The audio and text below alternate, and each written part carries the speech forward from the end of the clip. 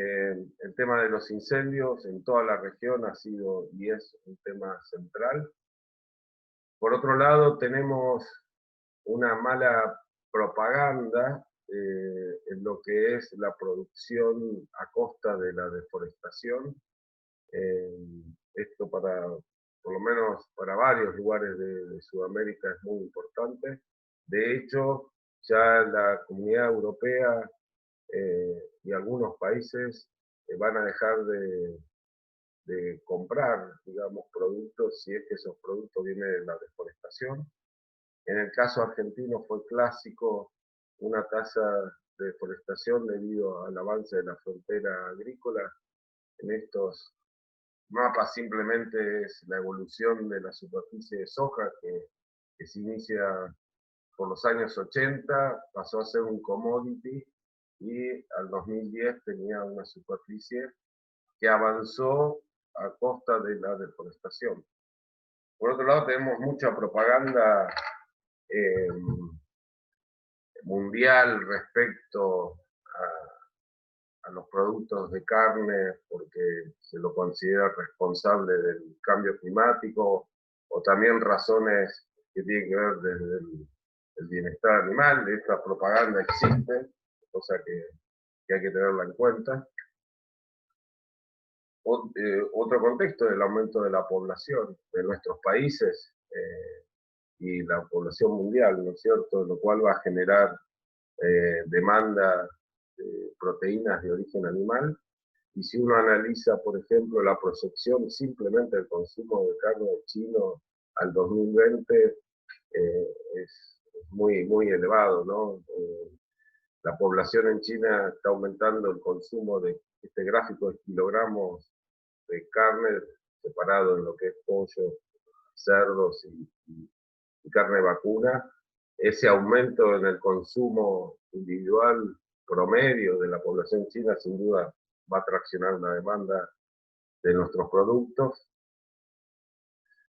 Y entonces, debido a este contexto, claramente pensamos que va a haber un aumento de la demanda y el consumo de proteínas animales, y la ganadería va a continuar siendo uno de los sectores o subsectores agrícolas de crecimiento, ¿no?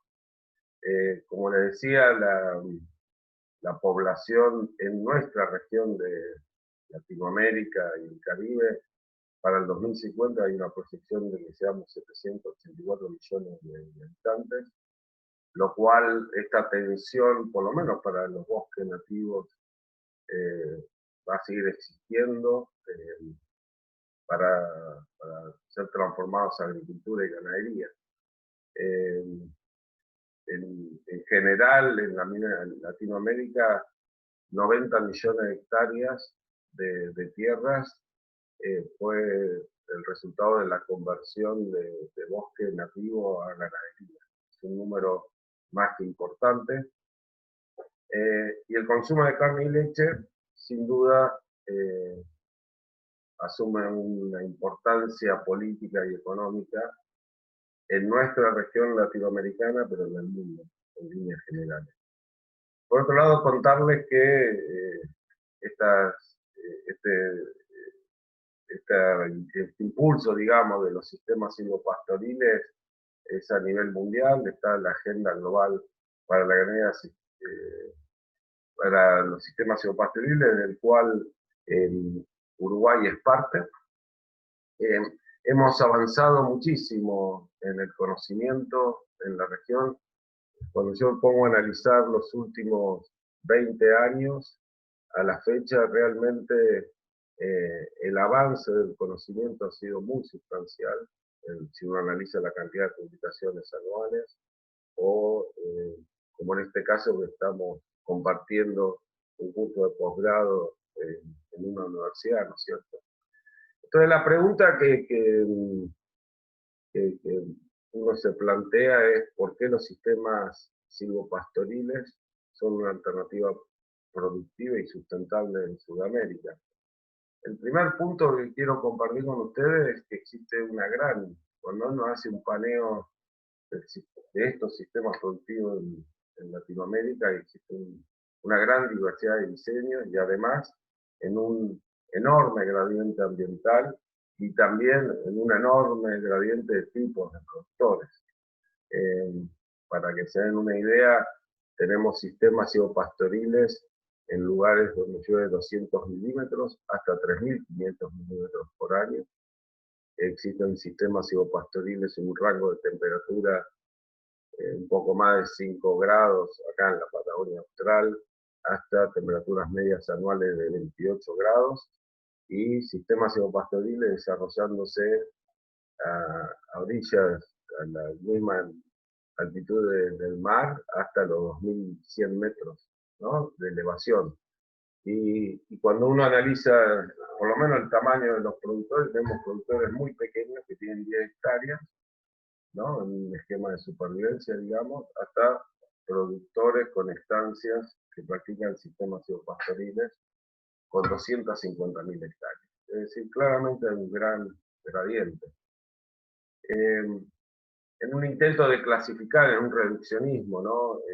Pero para líneas generales tenemos sistemas silvopastoriles con plantaciones en lo que es Paraguay, Argentina, Venezuela, Uruguay, Chile, Brasil, con distintas especies. Hay 2,4 millones de hectáreas bajo este uso, con plantaciones de eucalipto, pino, álamo, sauce, acacia, prosopis, en distribuciones homogéneas, es decir, con distanciamiento en un cuadro, o también en callejones, ¿no?, en callejones que tienen de 75 a 625 plantas, árboles por hectárea, y un rango de producción entre 0,1 a 2 equivalentes bovinos por hectárea, ¿no?, principalmente especies Hereford, Aberdeen, Brahma, Braford, Nelore y Brahma. También existen experiencias de sistemas silvopastoriles muy intensivos. Colombia lidera este tipo de prácticas, donde incorporan la leucaena o la titonia, ¿no?, con más de 6.000 arbustos por hectárea, como un incremento en la calidad y en la oferta forrajera, con ganado doble propósito, lechería de trópico, y que tienen de 4 a 5 unidades animales por hectárea. De esta hay 6.000 hectáreas de estas experiencias. Después lo que es muy, muy común en la parte más tropical, lo que es Colombia, Ecuador, Venezuela y Brasil, son el uso de cercas vivos o setos forrajeros, como lo llaman, y bancos mixtos de forraje, donde hay diferentes especies de árboles, muchos de ellos leguminosas, como especies forrajeras, como también la leucaena y la titonia, pero se suma el sambucus y la morera, 3.000 hectáreas con registro de productores, ¿no es cierto?, produciendo con estos sistemas.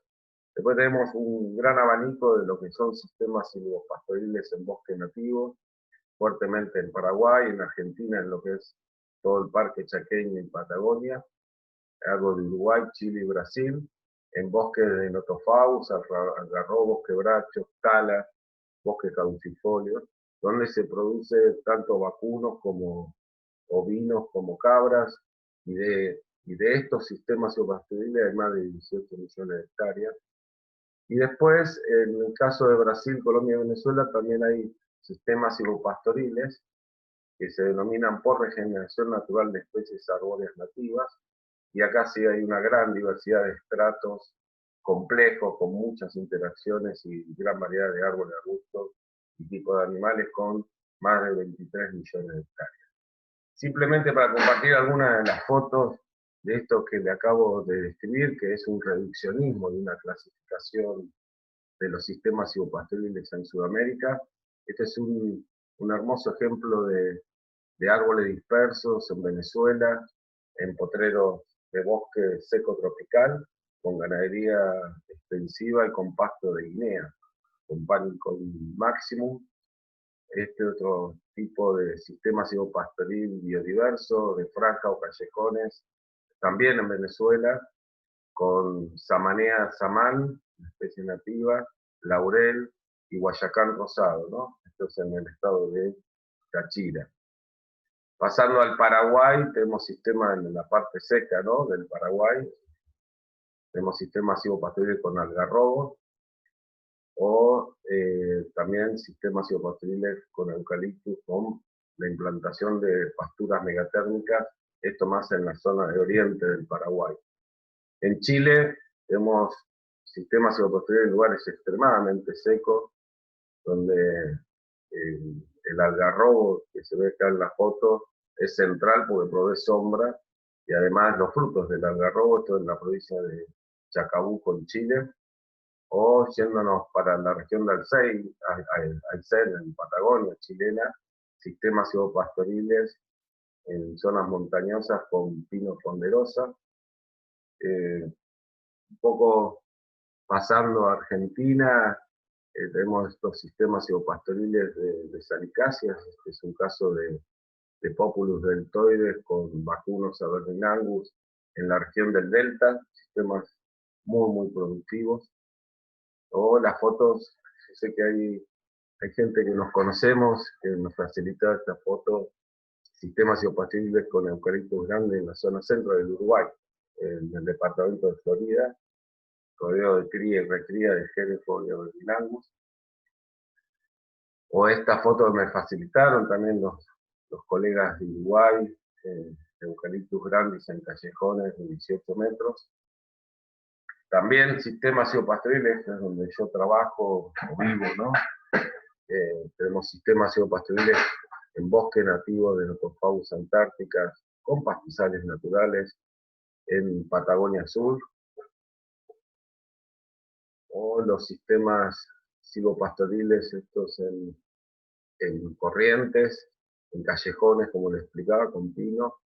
Está usando mucho el pino híbrido, de 8 metros de ancho, en pasturas de Bracaria bisanta, sistemas extremadamente productivos también, o misiones, pino híbrido, también con bracaria, pero en una distribución más homogénea, y el vacuno Braford. En la región chaqueña, ustedes ven en la foto arriba, a la izquierda, así luce el monte de Parque Chaqueño seco, con dominancia de arbustos.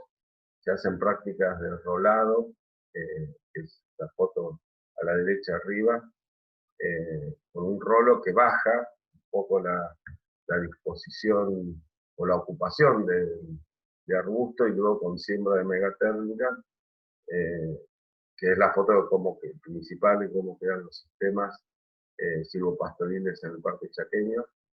En Colombia, estos setos forrajeros de botón de oro, de Titonia diversifolia, en la zona del Taco, es realmente muy interesante. O mismo en Colombia, estos sistemas silvopastoriles con árboles dispersos de aliso y setos forrajeros. Como verán, estamos recorriendo diseños espaciales, y también de especies y de tipos de animales muy diferentes en nuestra región de lo que son los sistemas silvopastoriles. O este de sistema intensivo, que tienen eucaliptus, y en el medio leucaena, en la región seca del Caribe. O pasando a Brasil, estos son sistemas silvopastoriles con eucaliptus grandes y bracaria. Esto es para pequeños productores en el estado de Paraná. O yendo más al norte, en Brasil, en el estado de Maranhão, que es una hacienda Mona Lisa, que es una referencia, son sistemas silvopastoriles con bosque nativo, igual que esto que lo denominaban regeneración natural de especies arbóreas.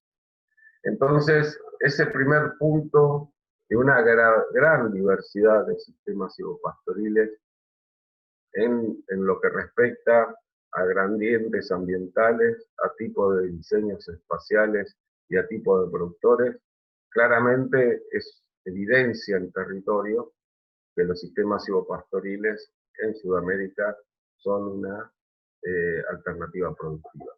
El segundo punto es que tienen que ser, ¿no?, para que sean rentables, sistemas productivos.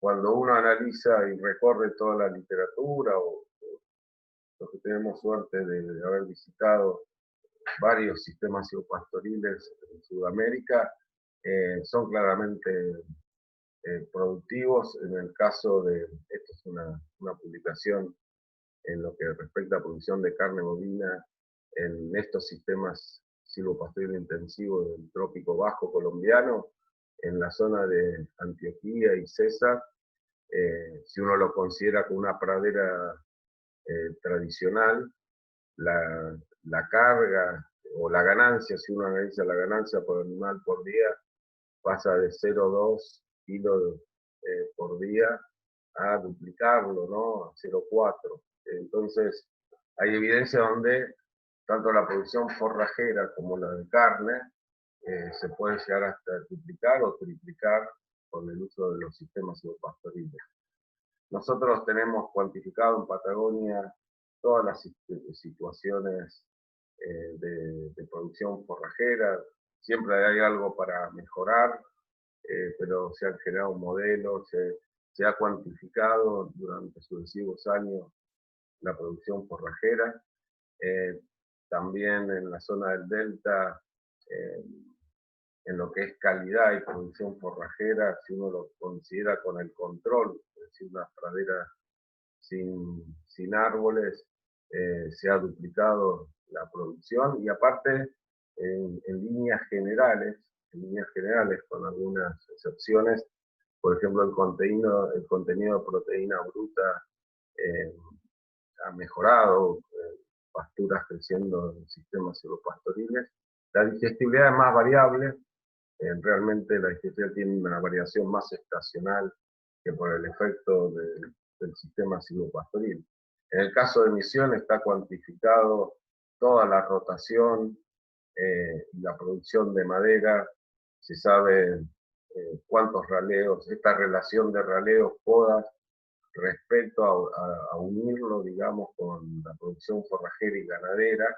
Entonces el esquema productivo, se sabe los tiempos de raleo y el número de podas relacionados, como le decía, con la producción ganadera, pero a la vez se tiene cuantificado la calidad y la producción de madera, que es fundamental, que es un ingreso para el productor también. Entonces claramente tenemos evidencias mayoritariamente que los sistemas silvopastoriles en la región son productivos y esa mayor producción de alguna manera, para mí los sistemas silvopastoriles, y en esto hay que poner esfuerzo en los cálculos económicos, ¿no? Para brindar al productor también, porque hay tomas de decisiones y inversiones muchas veces, es importante tenerlo en cuenta, tienen que ser sistemas rentables. Con la agenda global para la ganadería, en el marco de la ganadería sustentable de la FAO, con la red global silvopastoril y AgriBenchmark, se han hecho estudios económicos. Yo no quiero aburrirlo con tanto número, pero esto es en la región del César, el norte de Colombia, con una base de línea, o línea de base, perdón, de suelos degradados, y con la implantación de estos sistemas silvopastoriles intensos, con la incorporación de la eucaena, implantación de eucaliptus y panicum, se ha logrado un aumento de la producción de 700%, ¿no? Comparado con la línea de base. La productividad del productor aumentó un 450%, y lo cual, si ustedes ven la curvita abajo, hay un aumento en la ganancia en lo que es dólares por año. El tema central acá, y ahí donde los gobiernos, bueno, la capacidad de los productores tienen que evaluar, es de inversión inicial, ¿no? Que en este ejemplo en particular es de alrededor de $1.800 por hectárea. Entonces, al principio hay una cuestión financiera que hay que tenerla en cuenta. En el caso de Argentina, estos son estudios muy, muy detallados, económicos, muy serios. También una base de línea en la zona de Corrientes, se aumentó la productividad del campo de los productores en un 220%, con en un esquema donde el 70%, ¿no? sobre un total de 950 hectáreas pasa a sistemas pastoriles, y con la necesidad eh, de invertir al principio alrededor de $800 por hectárea. Pero luego ustedes ven en la curva que los ingresos a los productores aumentan, ¿no? Siempre un amigo, gente que uno ha recorrido tantos años en estos sistemas pastoriles, lo clasifica camperamente de esta manera: la caja chica te la da la ganadería en forma anual, pero la caja de ahorro te lo da la forestación, ¿no? En un esquema de una empresa familiar. Y otro amigo dice: un campo ganadero sin árboles es medio campo, ¿no? Ahí somos personas, estamos convencidos de que son sistemas eh, sustentables o con mejores opciones, no para todos los países y todo el territorio, obviamente, pero que en muchos lugares no son, ¿no? El punto cuarto, que toma cada vez más auge, es que son sistemas más fijadores de carbono, y una ganadería sin árboles, digamos. Acá y de hecho los colegas brasileros han instalado el tema, ¿no es cierto?, con lo que denominan carbono neutral, de la producción de carne brasilera, y ya se está instalando, digamos. Este tema no es solamente en el marco del cambio climático un acto altruista, ¿no? Decir, bueno, yo puedo producir carne fijando carbono. Pasa ya a tener un claro impacto en lo que es los mercados, ¿no? Ya en este sentido, carne de carbono neutro empieza a ser parte, digamos, del esquema de indicación del producto. Este es simplemente un trabajo que cuantificamos: un bosque nativo primario sin intervenir, un silvopastoril eh, y, y un pastizal sin árboles adyacentes en la misma zona, digamos. Y, claro, los sistemas silvopastoriles se ubican claramente en un punto intermedio en lo que es su capacidad de fijación de carbono entre un bosque primario y un sistema productivo ganadero sin árboles. Ahora, lo que es importante rescatar, y es un trabajo que hemos cuantificado todo el sistema radicular, hemos hecho a través de muchísimos años, pues muy laborioso, poder cuantificar el carbono fijado en la biomasa de árboles y pastos, sabiendo que la mayor proporción del sistema está en el suelo, ¿no?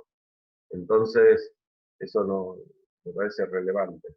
Lo mismo cuando uno analiza en Colombia, ahí en el eje X están los sistemas silvopastoriles intensivos, SSPI, en el eje Y las toneladas de carbono por hectárea, y cuando uno lo compara con una pastura, que es la barrita a la derecha, claramente, y aparte lo han subdividido en el aporte de árboles, de arbustos, de pasturas, de raíces finas, principales raíces. Por ejemplo, en este caso, el sistema silvopastoril con Leucaena y Panicum llega a cerca de 35 toneladas por hectárea, cuando el otro sistema no silvopastoril no llega ni siquiera a 10, ¿no? Y esto esa magnitud cambia un poco, pero siempre los sistemas silvopastoriles intensivos poseen una mayor capacidad de fijación de carbono.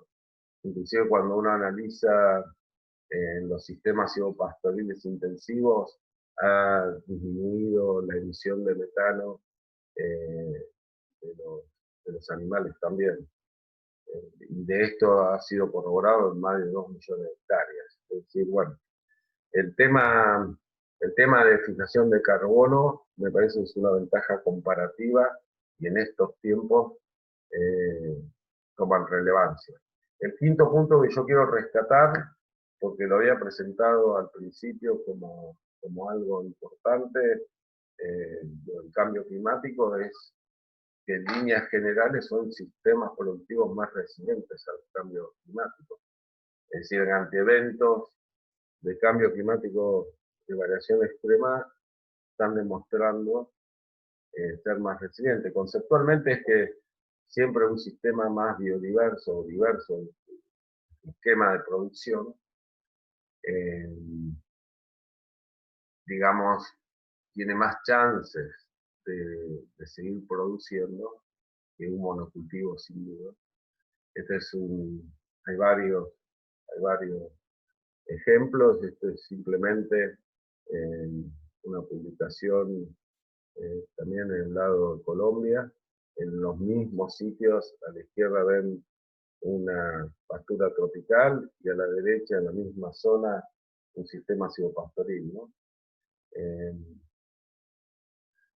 esta resiliencia o de agroecosistemas, como se denomina, tiene que ver con lograr como les contaba, una diversidad de vegetación mayor que tienen los sistemas silvopastoriles, que eso, si uno analiza a nivel de paisaje, sería una matriz también más biodiversa. Si uno ya agarra un departamento de un país o una región, le da más posibilidades de producir, y además tenés un mejor manejo en lo que es el agua y la materia orgánica del suelo. Digamos, ante eventos climáticos extremos, los agroecosistemas han sido demostrados que son más resilientes.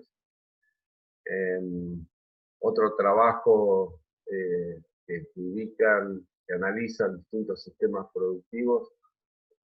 Fíjense que en el eje X tenemos hacia la derecha mayor capacidad de adaptación, hacia la izquierda menor adaptación al cambio climático. En el eje vertical hacia arriba una mayor capacidad de mitigación y hacia abajo menor de mitigación.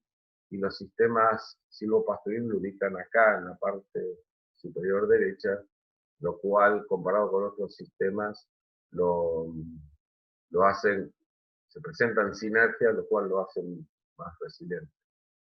Otro punto que cada vez toma más auge, digamos, en el mundo, que todavía, a mi entender, los mercados no responden con mejores precios, pero, digamos, está cada vez escalando cada vez más, es el tema de la biodiversidad. En general, los sistemas silvopastoriles sostienen mayor biodiversidad que los sistemas puros. Eh, Hay trabajos, muchísimos trabajos. Este es uno de que investigaron la biodiversidad de especies de plantas, de más de 700 plantas, donde los sistemas silvopastoriles intensivos dan valores superiores a las pasturas, pero valores inferiores a los bosques sin intervenir. También ellos han investigado más de 150 especies de escarabajos que tienen un rol central, y bueno, cada numerito de acá con su color son estas especies. En un bosque maduro, tropical, sin intervenir, realmente es la mayor biodiversidad, pero los sistemas silvopastoriles tienen valores intermedios y se determinó que conservan alrededor del 60% de la especie de escarabajos, algo similar con la diversidad de aves. Nosotros en Patagonia, o sea, hay mucha evidencia, ¿no? Podríamos estar horas hablando solamente de biodiversidad, pero nosotros también hemos medido insectos, diversidad de plantas, aves, en sistemas silvopastoriles con bosque nativo, comparados cuando se deforesta y se convierte en pastura, y realmente todos los valores están superiores en los sistemas silvopastoriles. Algo que siempre vengo pregonando o poniendo en la mesa de discusión es del diseño dentro de un predio o a nivel de escala de paisaje, ¿no? En esta toma de decisión que tiene que ver con la separación entre producción y conservación, que es el land sparing, de tierras separadas, ¿no? O land sharing, que es la integración de producción y conservación. Fíjense acá, land sharing es cuando uno plantea un sistema silvopastoril, por ejemplo, una distribución homogénea, pero también manteniendo la misma cantidad de árboles, se puede hacer un land sparing, una separación de tierra, dentro de cada establecimiento, o lo puedo abordar a nivel de paisaje y sigo manteniendo la misma proporción de árboles y pasturas, digamos. Pero distintos diseños espaciales significan en la producción y en la conservación de la biodiversidad resultantes muy contrastantes. Nosotros tenemos para los bosques nativos un esquema que es el acuerdo entre los dos ministerios de Agricultura y de Ambiente, que es manejo de bosques con ganadería integrada, y en realidad es una propuesta interesante porque plantea una combinación de ambas estrategias. Es decir, tenemos áreas exclusivamente destinadas a biodiversidad, el bosque nativo, estamos hablando del Parque Chaqueño, donde del 10% del predio del productor a más del 10% puede tener un uso totalmente de biodiversidad, pero también se plantea en una superficie hasta el 10% de un banco forrajero, que es un cambio de uso del suelo, ¿no? Se deforesta y se genera un banco de uso forrajero en el Parque Chaqueño, principalmente en la época de sequía. En Patagonia es una cuestión más de suplementación invernal. Y el resto del predio, es decir, el 80% del predio, es de tierras compartidas. Uno maneja la continuidad del bosque, lo abre, como les mostraba en una de las fotos al principio, se hace rolado, se maneja el estrato forestal. Entonces es una combinación de land sparing y land sharing en el mismo predio. El séptimo punto, que no me parece menor, sino cada vez también toma más relevancia, es el bienestar animal. Esto lo consideramos importante porque el bienestar animal no es una cuestión otra vez romántica de lo que los animales se sientan mejor. Uno lo puede tomar desde el lado más bien de consideración a los animales, pero tiene cuestiones económicas, ¿no? El bienestar animal implica que haya menos pérdida de animales, el bienestar animal te ahorra pérdidas en productividad o calidad de producto. Generalmente, si uno no considera el bienestar animal, la eficiencia del trabajo, precisamente de los arreos y todo, el trabajo en la manga, realmente es de poca eficiencia. Y la pérdida de imagen en la cadena de producción de carne y lana, que en muchos casos ya si uno produce sin considerar el bienestar animal, empiezan a cerrarse algunos mercados. Por ejemplo, hay varios trabajos donde este es un trabajo de los sistemas silvopastoriles colombianos, donde se evalúa el efecto de 3 diferentes sistemas sobre el bienestar animal, y la verdad que esos analizaron el tema de salud, comportamiento adecuado, y los sistemas silvopastoriles dieron muy buenos resultados en lo que es el confort térmico, también días libres de hambre prolongado, etc. El confort térmico tiene que ver con la sombra, principalmente en lugares, yo creo que Uruguay tiene este aspecto, como en Buenos Aires, y como el Parque Chaqueño, el tema de la sombra, cómo influye no solamente ese confort térmico termina redundando en producción, ¿no? Una hermosa foto de cómo un ternerito está con su madre, bajo la sombra, en pleno mediodía, en sistemas silvopastoriles en Misiones. Y esta, básicamente, yo creo que se necesitan más mediciones, pero bajo la copa de los árboles, por lo menos los datos que uno va recibiendo, reduce entre 2 y 9 grados la temperatura con relación a potreros abiertos, ¿no? Y eso tiene un efecto clarísimo sobre el consumo, sobre la tasa de reproducción y sobrevivencia. El confort térmico para Patagonia es al inicio de la primavera o en aparición de ovinos, teniendo la posibilidad de tener sistemas silvopastoriles, el resguardo de los árboles realmente hacen la diferencia en el porcentaje de señalada. Es decir, al fin y al cabo, este confort térmico, ya sea por exceso de calor o por condiciones extremas frías, los sistemas silvopastoriles nos están dando un mayor esquema, o un mejor esquema, perdón, productivo de este aspecto. También hay varios trabajos, pero con visibles resultados. La productividad en lo que es carga parasitaria, este es un trabajo que compara sistemas silvopastoriles y carga parasitaria en bovinos. El tema de garrapatas, por ejemplo, es menor. Para mí el tema de los servicios ecosistémicos culturales, yo también lo pongo en el esquema de los sistemas silvopastoriles. Hay un montón de aspectos de la cultura de nuestros pueblos, de nuestros productores, tradiciones, forma de trabajar, que para mí tiene un valor y tiene que ser considerado. El desafío y oportunidades que yo veo en la región,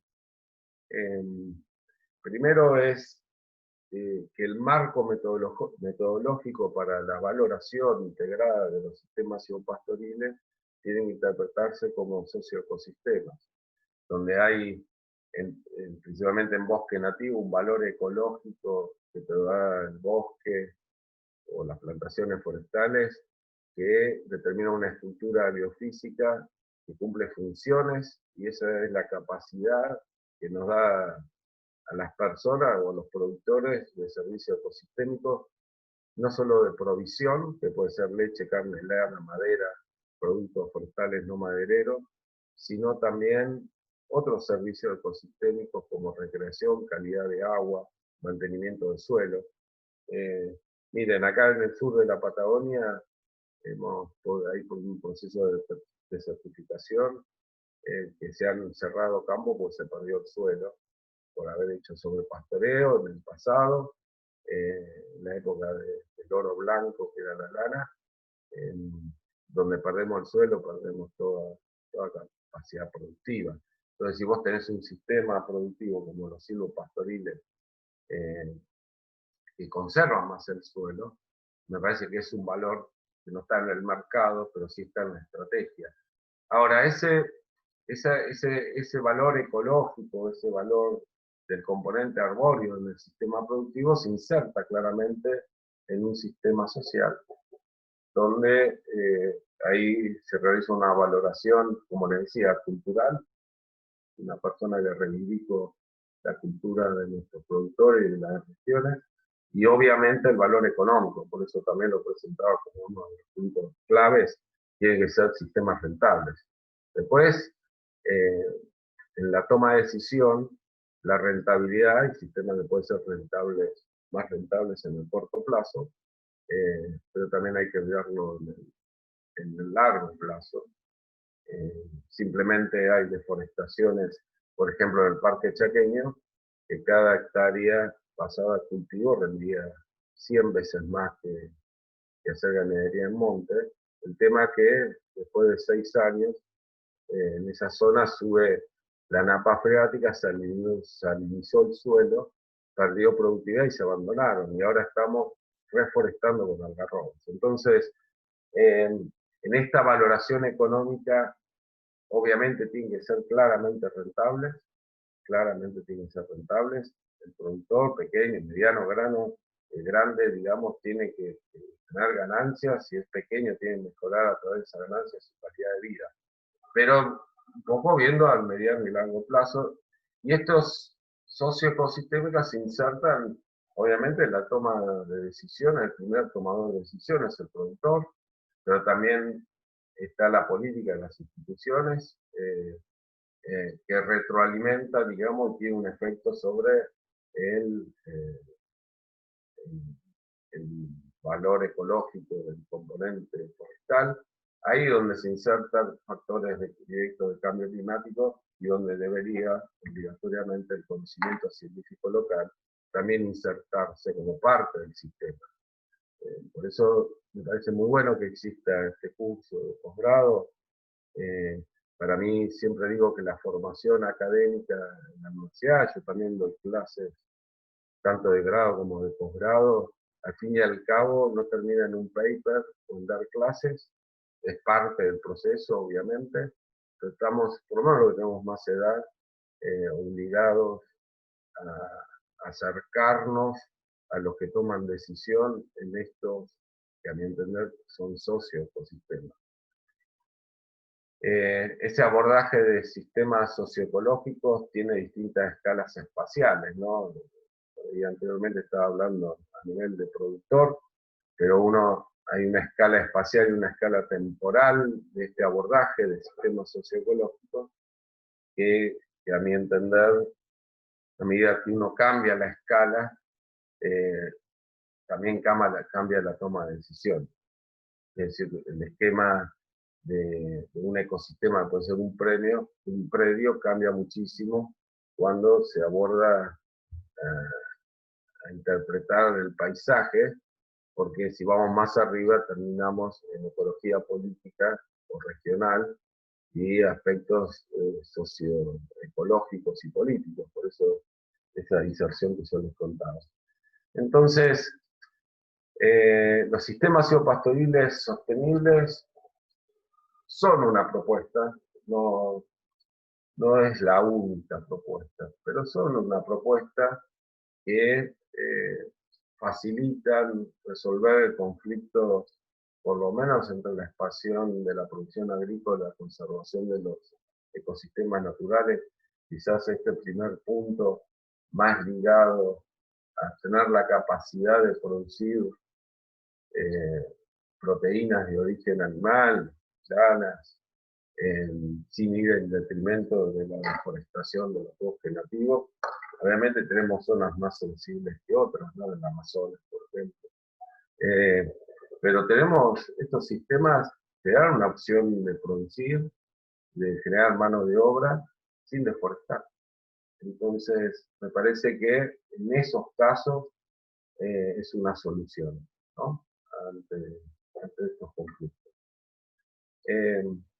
Para mí las ventajas es que un sistema silvopastoril a nivel predial nos da productos múltiples, como también servicios ecosistémicos, ¿no? Esto de mantener el suelo, control de la erosión, mejoramiento del microclima, biodiversidad, microclima que genera bienestar animal, secuestro de carbono, en la incorporación del sistema productivo de los árboles.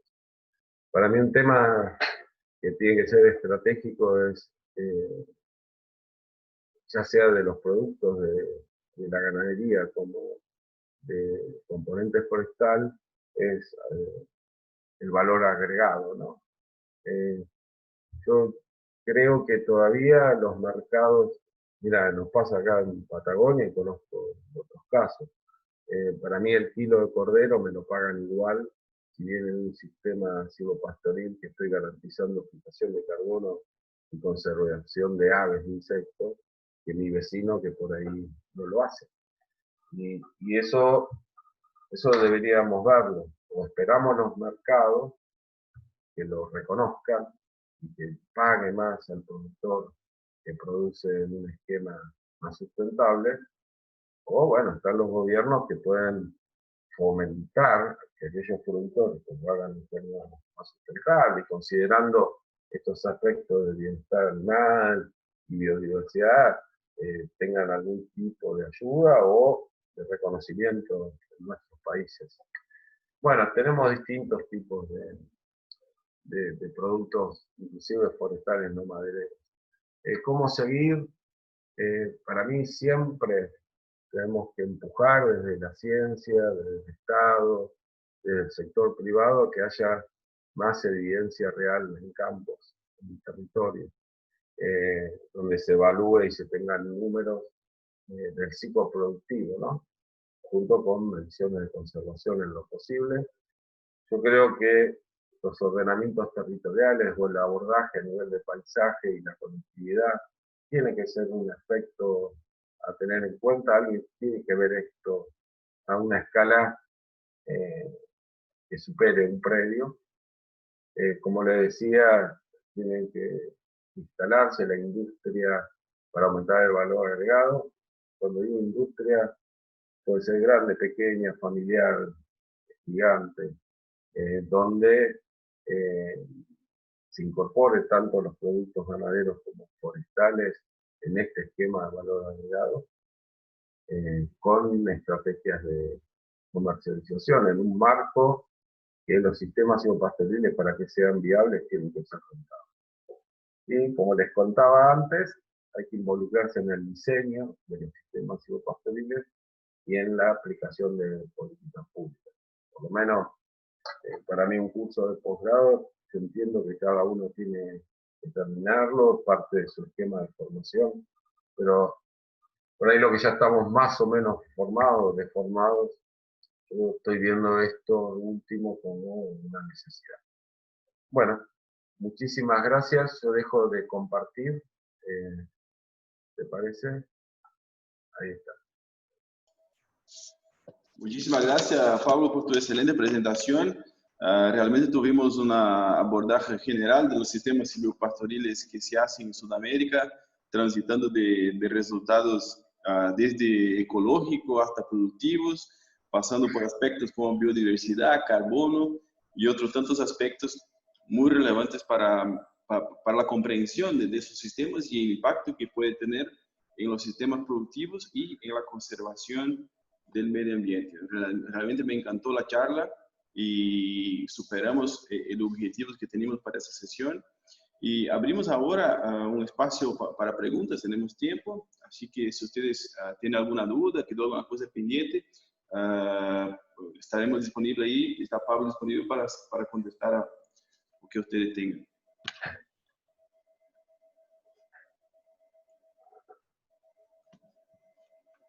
Pablo, buenos días. Muchísimas gracias por la presentación. La verdad que excelente, excelente abordaje y bueno, con muchísima información generada en la temática. Yo tengo una pregunta.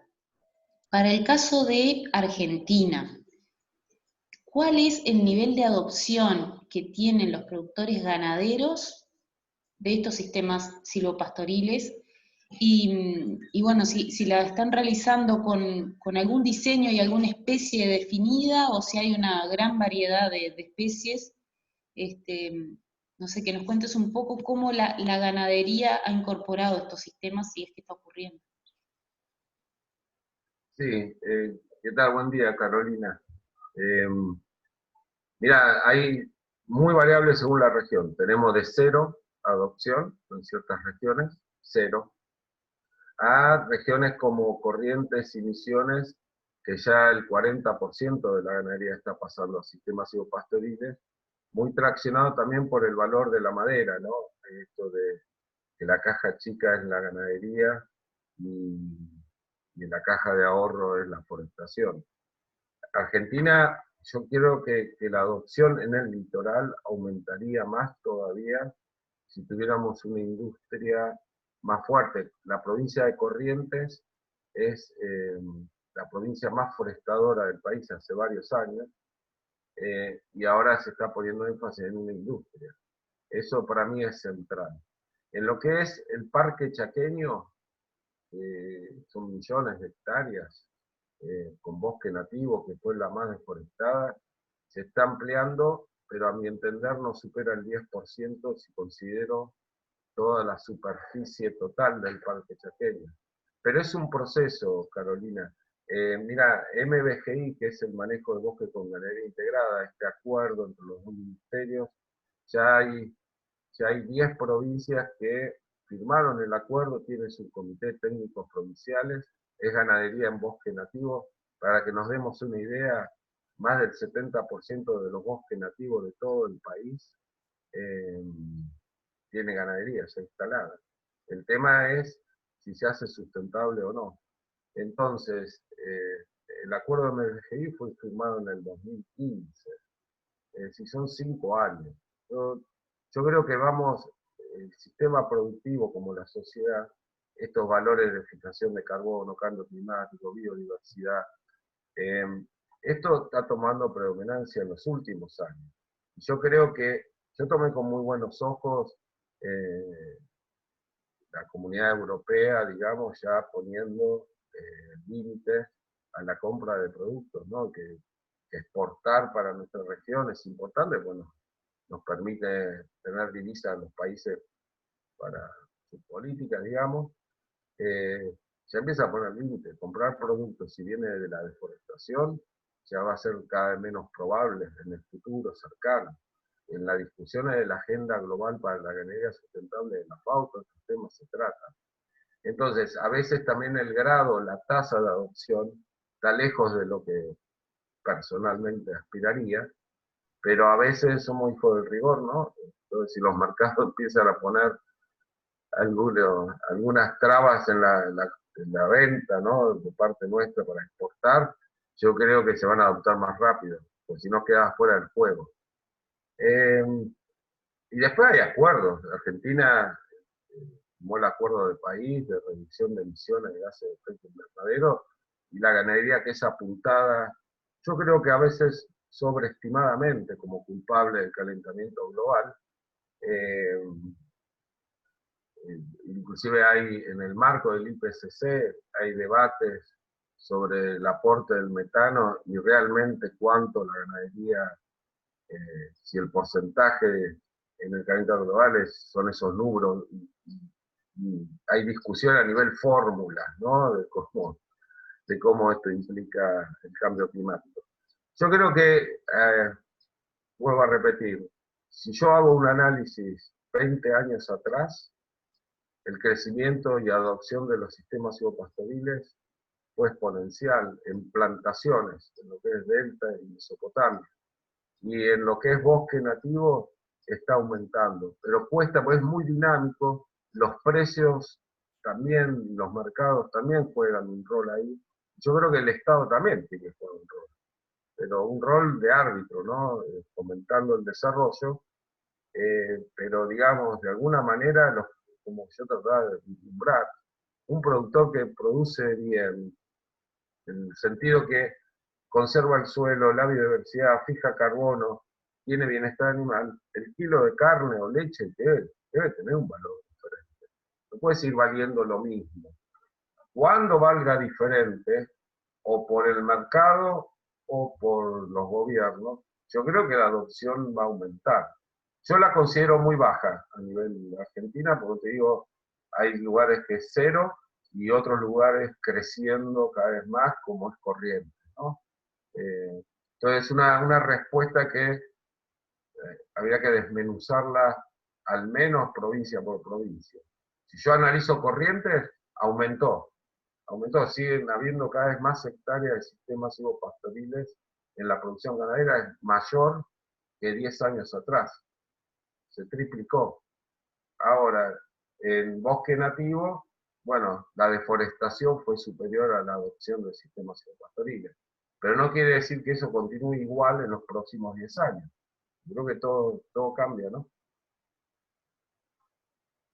Bárbaro, muchísimas gracias, Pablo, por tus comentarios.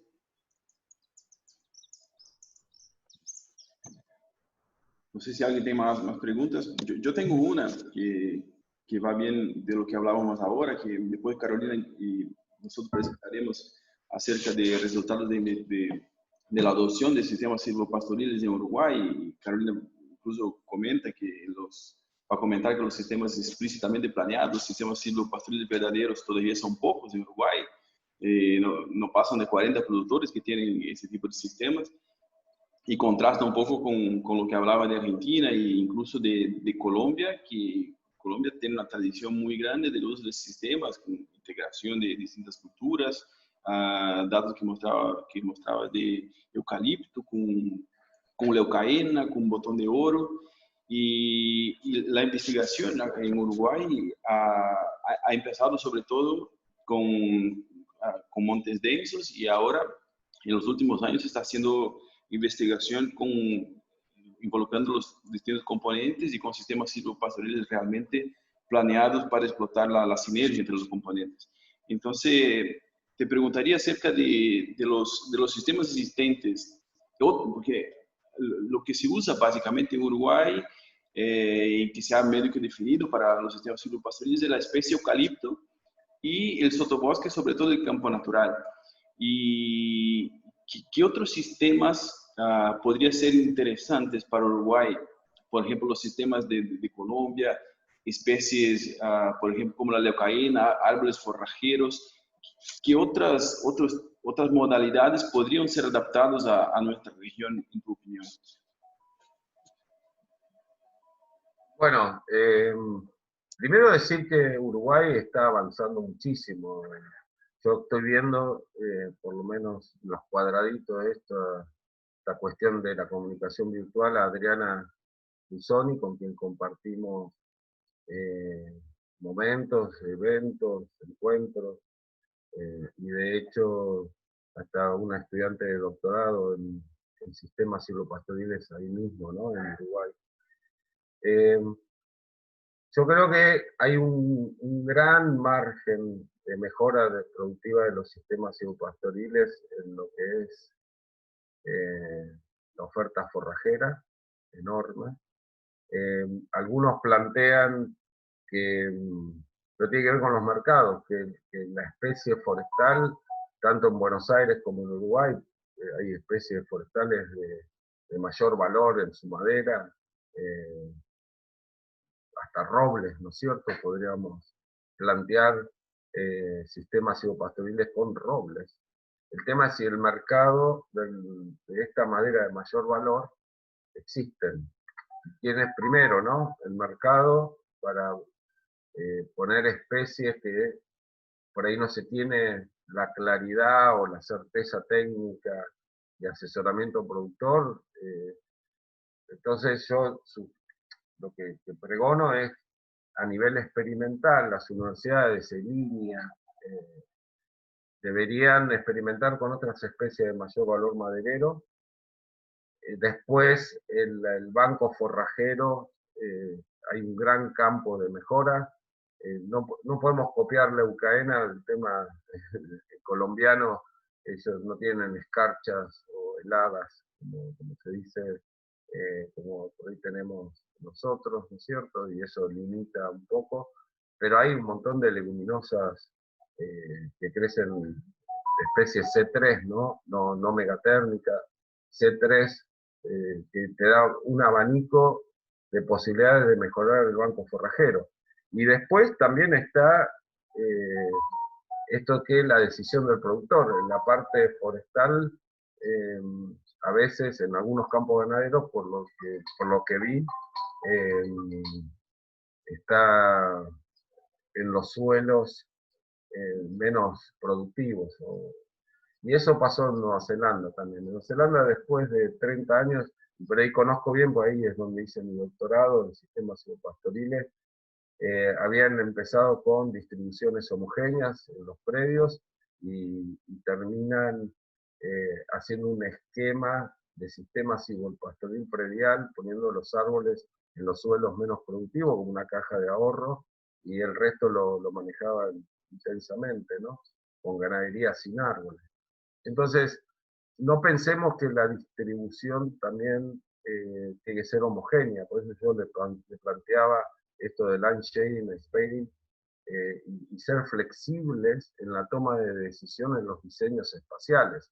Si un predio tiene árboles, ganado y pastura, y está planificado, son predios silvopastoriles. No es que no lo sea porque no está distribuido homogéneamente los árboles a 6x6, ¿no es cierto? Entonces, yo creo que las universidades y las instituciones de investigación tenemos que ir explorando, mejorar la oferta forrajera, salvo que el pastizal natural de por sí valga más, porque mantiene la biodiversidad y la decisión del gobierno es una producción basada en pastizales naturales, como hacemos nosotros en Patagonia. Entre paréntesis les cuento que por ser extensivo nuestra huella de carbono en la producción de cordero y lana es casi el doble de un sistema intensivo, por ejemplo, y eso nos lleva a debatir las unidades de cómo medimos la huella de carbono, o por lo menos el aporte al cambio climático. Entonces, en síntesis, yo no me animo a decirle qué tiene que hacer el Uruguay, pero sí me animo a comentar por la experiencia que tiene que haber una experimentación paralela en la búsqueda de mejor oferta forrajera y de un componente forestal de mayor valor, para tener datos de respuesta técnica, porque acá después se engancha en un sistema de producción en vivero, de asesoramiento al productor que tiene que ser práctico y con datos de tasa de crecimiento. Y sería muy flexible en los diseños espaciales. No hay una receta o una forma de diseñar espacialmente el predio de un productor para que sea silvopastoril. Tenemos varias. En Uruguay hay lugares que eligen los suelos, las lomadas no menos fértiles para poner los árboles, es válido, pero habría que probar en suelos más fértiles cuál sería la ecuación económica.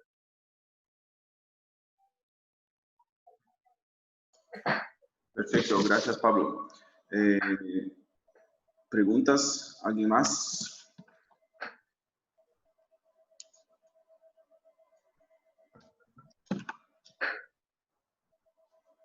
Yo tendría una más, si no molesto mucho, tenemos un tiempito todavía. Una cosa que pensamos cuando, sobre todo en campo natural, y se trata de biodiversidad, porque en los ecosistemas campestres, el campo natural, el bioma campos, es un ecosistema que ya funciona, si bien manejado, tiene su biodiversidad de especies C3, C4, aves, mamíferos, y la introducción del componente arbóreo muchas veces acaba por seleccionar algunas especies que son tolerantes a las condiciones modificadas. Entonces, puede en algunos casos incluso disminuir la biodiversidad de peces. Pero ese, en realidad no tenemos datos para confirmar eso o no. No sé cómo ustedes han trabajado en Argentina con relación al campo natural y las modificaciones que pueden ocurrir en biodiversidad, porque en unos casos aumenta, como vos comentaste, pero en ese tema de campo natural, ¿tenés alguna dirección para decirnos con relación a biodiversidad, sobre todo de especies que componen el campo? Mirá, Jean, primero hay que medir las cosas, ¿no? Es muy difícil extrapolar y aseverar para los pastizales naturales, ¿no? Que originalmente había en Uruguay, con su bosque nativo, ¿no? También que tienen, de hecho, se han invitado, estamos intercambiando en este Red Más de Uruguay, donde el enfoque es de una ganadería en bosque nativo uruguayo, que es como otro mundo, ¿no?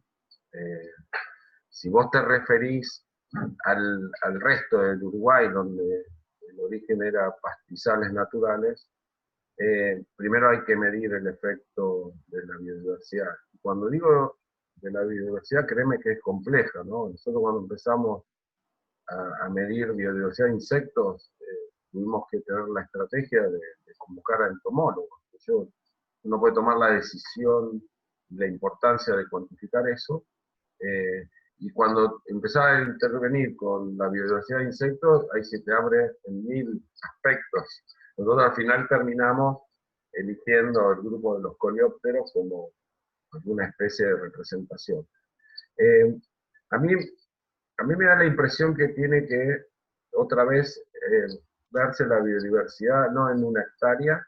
Si yo agarro una hectárea de eucaliptus, estoy seguro que la biodiversidad total, cuando digo total, es mamíferos, insectos, aves, reptiles, todo, quizás sea inferior al pastizal. Por lo menos eso lo medimos acá.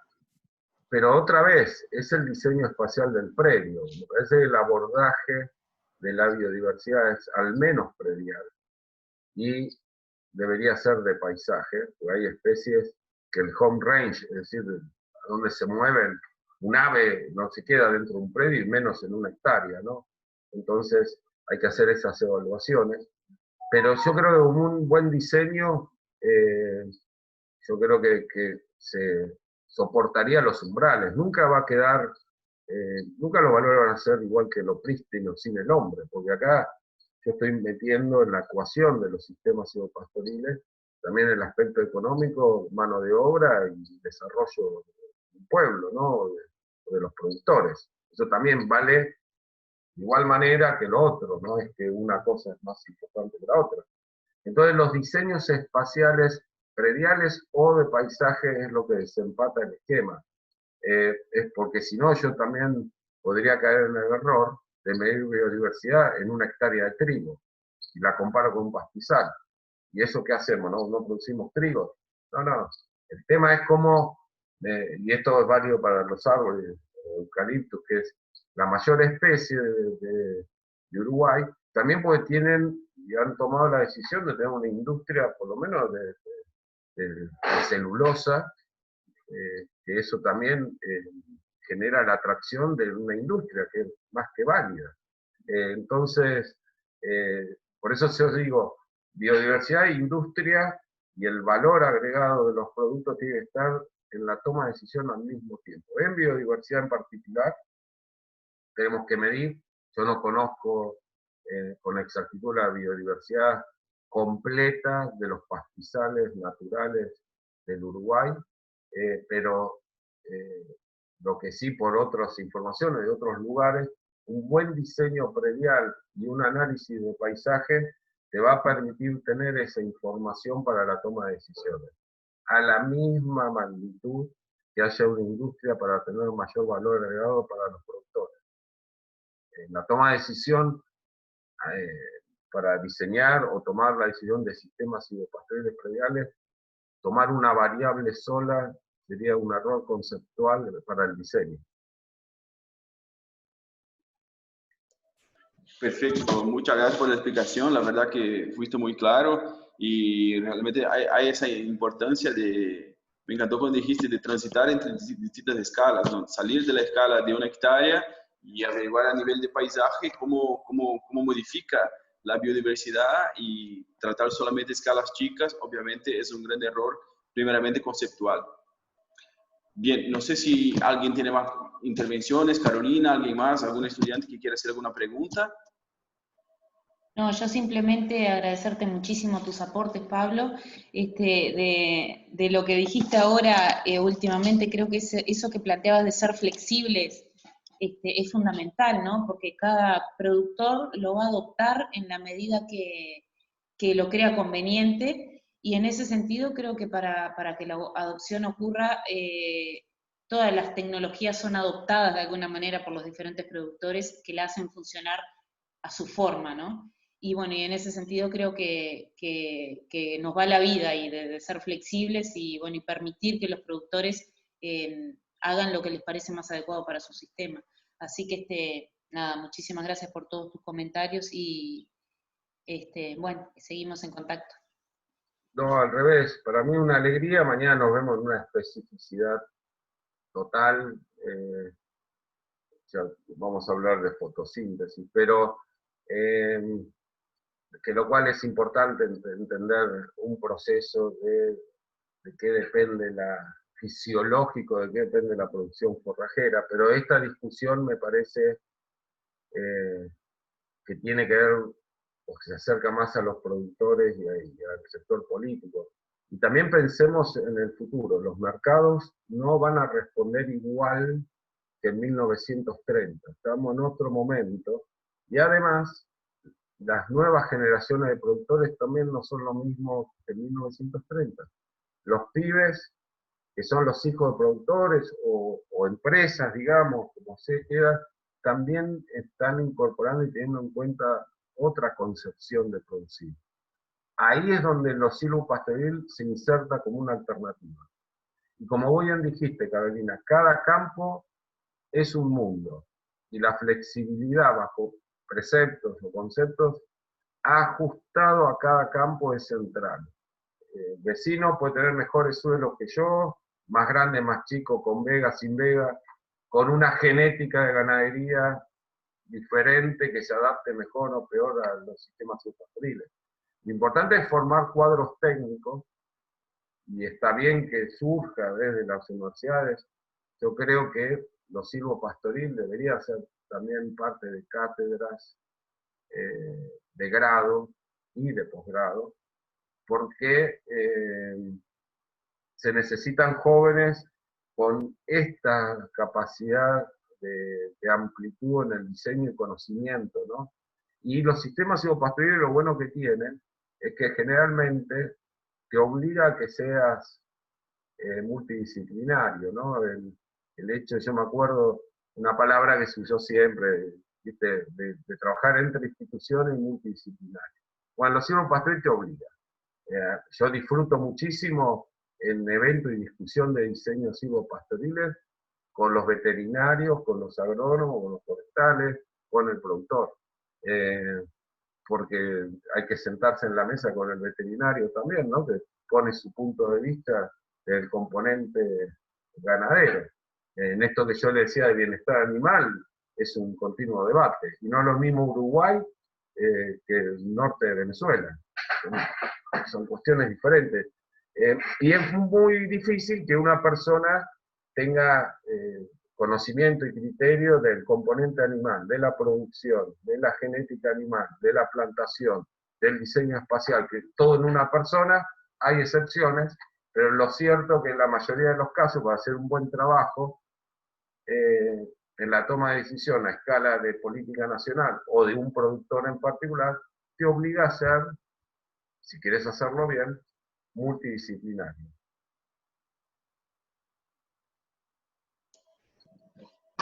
Perfecto, Sí, Pablo. totalmente de acuerdo. ¿Quiere intervenir, Carolina? No, totalmente de acuerdo, tal cual. Estamos todos en la misma. Caso, somos todos de diferentes formaciones y justamente lo que enriquece más es ese contacto y esa discusión, ¿no? De cuando uno va a realizar las cosas, cómo hacerlas y todo lo demás. La verdad que se aprende muchísimo, muchísimo, muchísimo. Muchas gracias, Pablo. Buenísimo, gracias nuevamente a Pablo por la excelente charla. En este link estaremos conectados durante toda la semana, así que en cualquier momento que quieres sumarte, está a disposición, o hoy durante el día, por la tarde. Mañana tenemos tu charla nuevamente, hablando de la parte, como dijiste, más específica de fotosíntesis, pero estás a disposición para entrar en este link, esa sala, en un momento que quieras. Muchísimas gracias. Bueno, muchas gracias a todos, que tengan un buen día y nos vemos mañana. Un abrazo. Perfecto, Pablo, hasta mañana, gracias. Hasta mañana. Gracias. Y ahora, dando seguimiento a la orden del día, tenemos la presentación que está a cargo de Juan Pedro Pose y de Rafael Carriquiri, que nos van a presentar el estado actual y las perspectivas para los sectores forestal y ganadero en Uruguay. Estimados, la palabra está con ustedes. Muchísimas gracias por la colaboración.